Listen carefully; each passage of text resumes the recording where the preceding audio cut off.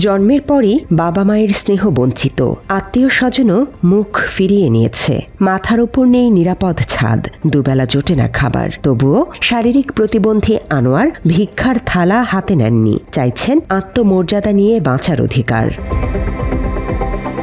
পৃথিবীতে আসার মাত্র ৪০ দিনের মাথায় বাবাকে হারান টাঙ্গাইলের গোপালপুরের আনোয়ার হোসেন। ৬ মাস বয়সে মাও তাকে ফেলে চলে যান নতুন সংসারে, আর কোনোদিন খোঁজ নেননি নারীর ধনের। মা বাবার স্নেহ বঞ্চিত আনোয়ারের শৈশব কাটে দাদা দাদির আদরে রামপুর চতিলা গ্রামে। কিন্তু নিয়তির নিষ্ঠুরতা সেখানেই থেমে থাকেনি। ১০ বছর আগে দাদির মৃত্যুর পর অসুস্থ দাদাও চলে যান মেয়ের বাড়িতে। একেবারেই একা আর আশ্রয়হীন হয়ে পড়েন শারীরিক প্রতিবন্ধী এই যুবক। নিজের স্বজনদের কাছে ঠাঁই না পেয়ে তার ঠিকানা হয় নগদা সিমলা ইউনিয়ন স্বাস্থ্য ও পরিবার কল্যাণ কেন্দ্রের একটি পরিত্যক্ত ভবনে। জরাজীর্ণ এই ভবনটি যে কোনো সময় ধসে পড়ে ঘটতে পারে বড় ধরনের দুর্ঘটনা। তবুও মৃত্যুর ঝুঁকি নিয়েই চলছে তার মানবেতর বেঁচে থাকা।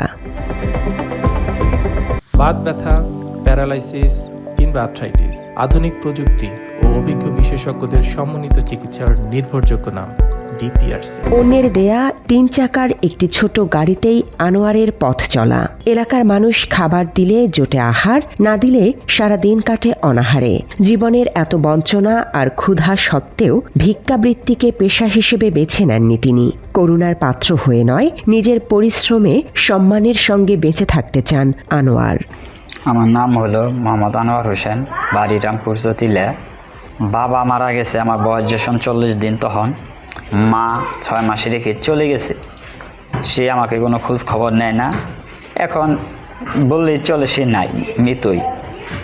দাদা দাদির সাথে আমি ছিলাম এতদিন। দাদি মারা গেছে ৬ বছর আগে, দাদা ঘরে পড়ছে ৪ বছর। আমার ফুবু তার বাড়িতে নিয়ে গেছে। আমার ফুবু তেমন সচ্ছল না, সে সেখানেই থাকে। এখন আমি এখানে খুব কষ্টে থাকি। এলাকার ছোট ভাই বাদার যারা আছে, ওরা যাই দেয় ওটা দিয়ে দেখা যায় যে একবেলা খেলে আরেকবেলা খাইতে পারি না। এইভাবেই কোনো রকম দিন চলতেছে।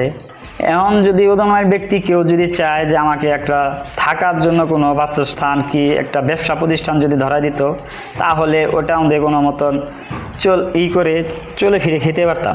সরকারের কাছে আমার একটাই চাওয়া, যদি সরকার কি বিত্তমান ব্যক্তি যে কোনো কেউ যদি আমাকে একটা থাকার জন্য যদি কোনো ব্যবস্থা করে দেয়, পাশাপাশি ছোটোখাটো কোনো যদি একটা ব্যবসা প্রতিষ্ঠান যদি করে দেয়, তাহলে আমি মনে হয় কিছু করে খেতে পারতাম। আনোয়ারের এই আত্মমর্যাদা বোধ ও অসহায়ত্ব নাড়া দিয়েছে এলাকাবাসীকেও। তার জন্য একটি নিরাপদ আশ্রয় এবং স্থায়ী কর্মসংস্থানের দাবি জানিয়েছে তারা।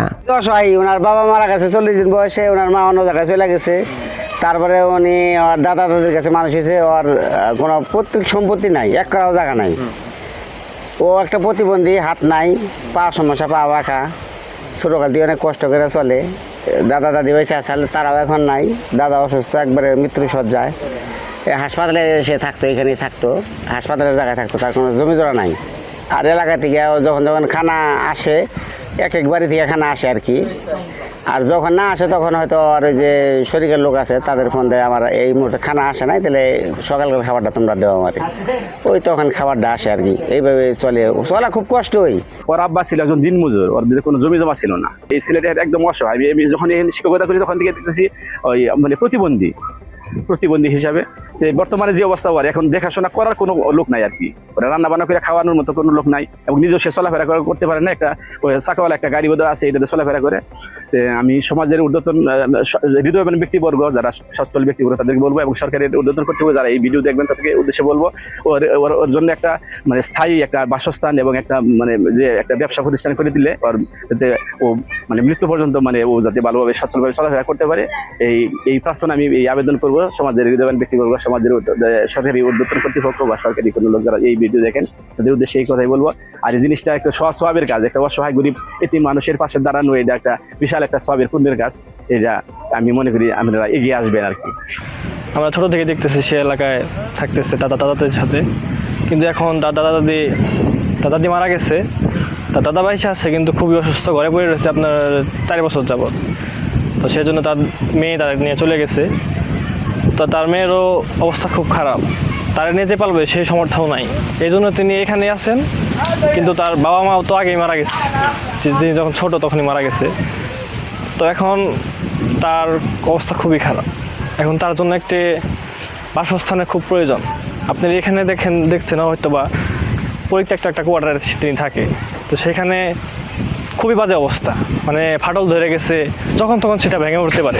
বিদ্যুৎ নাই, টিউবওয়েল নাই, তারপরে আপনার পানির কোনো ব্যবস্থা নাই, রান্না বান্নার কোনো ব্যবস্থা নাই। তা দাদা যখন থাকতো তখন রান্না বান্না করে দিত, এখন তো ওইরকম সিস্টেমও নাই।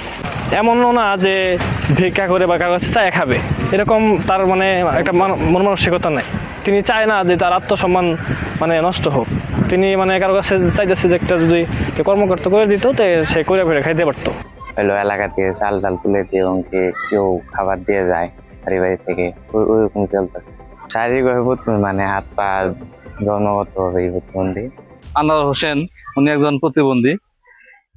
উনি দীর্ঘদিন এখানে আশ্রয় থাকেন, বিভিন্ন লোকজন খাবার দিলে খান, অসহায়। সমস্যা হলো ওনার ফ্যামিলির আসলেও কেউ নেই, ওনাকে কে খাওয়াবে, তো মুঠো ভাত তার মুখে কে দিবে, এই মানুষটা নেই। এলাকার যুবকরা দেখতে পাই যে যুবকরা বাড়ি থেকে কিছু খানা এনে যদি কিছু খাওয়ায় তাহলে খাইতে পারে, নচেত তার অনাহারে তার শরীরের দিকে তাকালেই বোঝা যায় যে তার কি অবস্থা। ওনার জন্য যদি একটি স্থায়ী একটা দোকান করে দেওয়া হয়, অসহায়ের মানুষের জন্য একটা খুব মানে সহায়তার মাধ্যমে যদি একটা দোকান বরাদ্দ করা হয়, আমি মনে করি এটা তার জন্য খুব ভালো উপকার হবে। এটা আমি বর্তমান যে সরকার আছেন তার দৃষ্টি আকর্ষণ করতেছি। বিষয়টি নজরে আসার পর আনোয়ারকে সব ধরনের সরকারি সহযোগিতার আশ্বাস দিয়েছে স্থানীয় সমাজসেবা দপ্তর। সমাজ কল্যাণ মন্ত্রণালয় থেকে আপনি যার কথা বলছেন, সে একজন শারীরিক প্রতিবন্ধী ব্যক্তি। তাকে আমরা সামাজিক নিরাপত্তা কর্মসূচির আওতায় প্রতিবন্ধী ভাতার ব্যবস্থা করে দিয়েছি এবং সে আমাদের নিয়মিতভাবে প্রতিবন্ধী ভাতা পাচ্ছে।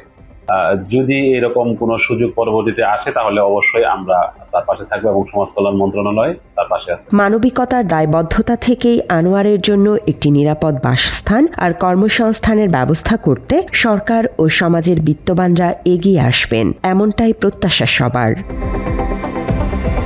বাংলা এডিশন, টাঙ্গাইল।